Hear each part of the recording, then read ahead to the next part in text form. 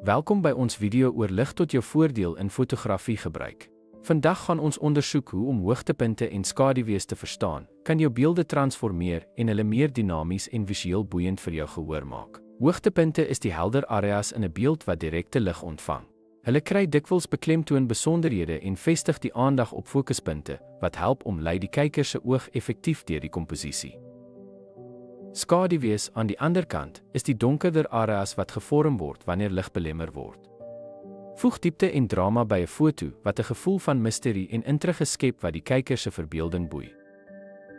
Die balansering van kontras tussen ligpunte en skaduwees is noodsaaklik om die verlangde stemming in jou foto's te bereik. Deur hierdie verhouding aan te pas, kan jy 'n dinamiese en 'n subtiele voorkoms skep, afhangende van die effek wat jy wil bereik.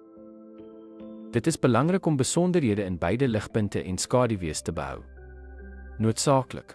Oorbeligte ligpunte kan belangrike besonderhede verloor, terwyl onderbeligte skaduwees troebel kan lyk, wat dit moeilik maak om die fynere elemente van die beeld te onderskei. Helder beligting verminder skaduwees, wat lei tot 'n helder, lae kontras effek. Hierdie tegniek word dikwels in mode of produkfotografie gebruik om 'n skoon en gepoleerde voorkoms te skep wat die onderwerp uitlig. Omgekeerd, lae sleutelbeligting beklemtoon diep skaduwees en beperkte ligpunte. Hierdie benadering is gewild in portret en beeldende kunsfotografie, wat 'n hemerige, hoë kontras resultaat wat emosie en diepte oproep. Ten slotte, die begrip van ligpunte en skaduwees stel fotograwe in staat om beeldkontras en atmosfeer te beheer. Deur hierdie elemente te bemeester, kan 'n beeld van plat na visueel boeiend omskep word, wat jou storievertelling deur fotografie verbeter.